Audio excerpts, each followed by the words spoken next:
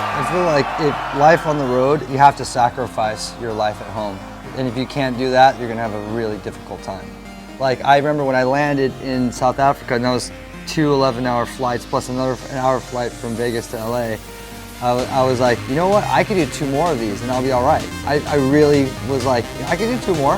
You get to that point where you're okay with it once you know you have your goals in place and you're like, okay, I'm gonna play a fucking sick ass show in fucking South Africa, 3 of them, and you see all these people talking about the show and it's fucking awesome. And I was like, yes, I'm going back and it's fucking awesome. Everyone's talking about the show.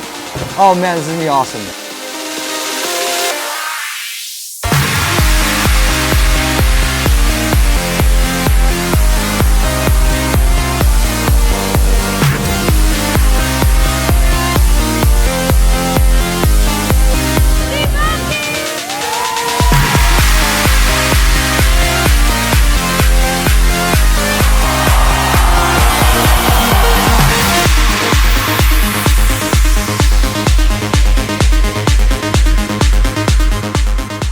Like in America, dance music has exploded, and I think the whole world's seen that.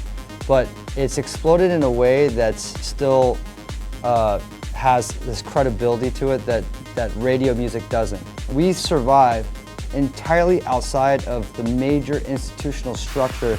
Now you find everything on SoundCloud, YouTube. You know, it's totally different now, which is why we will survive for a long time. Because we survive by people discovering our music through YouTubes and SoundClouds and finding it through the alternative sources. And that's why I think that this will always exist. This is my most successful year I've ever had in my career. And I don't think this is going to change. I think it's going to grow as we continue to evolve the music. It's up to us producers to evolve this sound in music, and it's happening.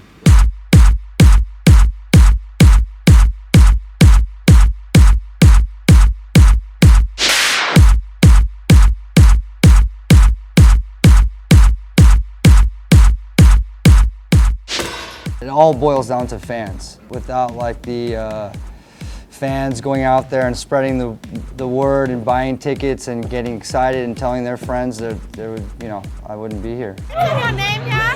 You're gonna bang tonight. You're gonna have such a sick time. I love you so much. Social media has changed, like where we can actually talk directly to our fans. Instagramming and Twittering and all that's, I think, helped bridge that connection to the fans.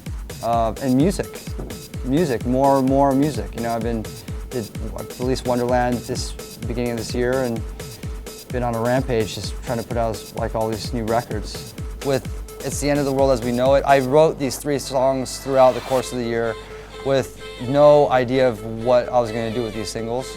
I was like, I got to put them out. It's the end of the world. I mean, end of the year, end of the world, whatever. Okay, so let's just call it End of the World, you know, as we know it.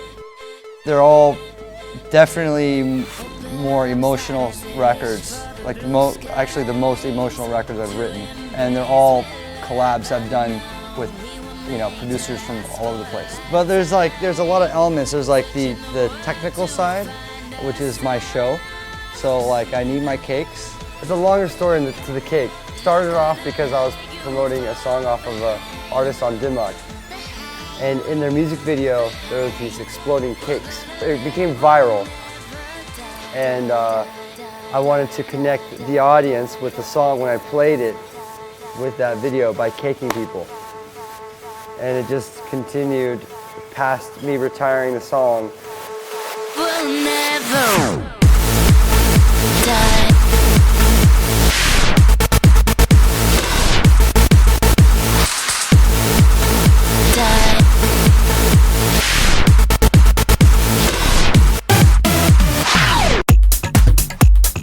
Well, jumping off stage I've been doing since I was like 13. And the inflatable boat was, I started doing that at Coachella 2009 when I actually had a budget to do a stage show. And then since then it's safer, you know. I mean, not just for me, but for the crowd, you know. And now I've upgraded to getting these big air mattresses. You know, it's great because if you can jump off like a balcony, like it's a lot safer. You know, it's better. You know, when you think of Africa, you think of like lions and like the jungle and the safari and sharks. You know, like there's so much culture down here in South Africa that is exciting and interesting, and I'm learning more every day as I'm down here. Well, these last 2 shows were really, really big, amazing shows. Durban was my first show, and it was completely unexpected. First of all, there's 6,000, 5,000, 6,000 people there. And second of all, they were just singing along to all the songs, all like the familiar records of mine. It was awesome.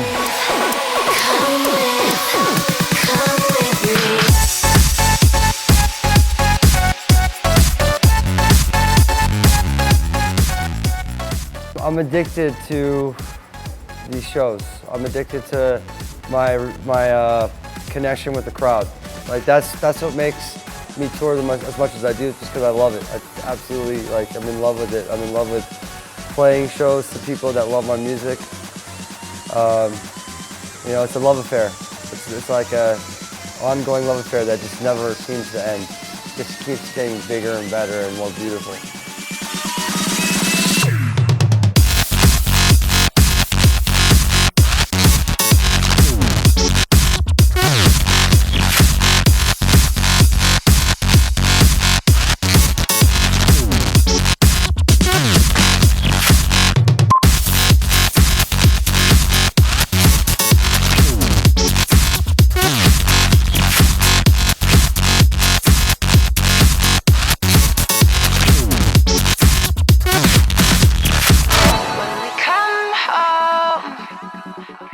All of us let go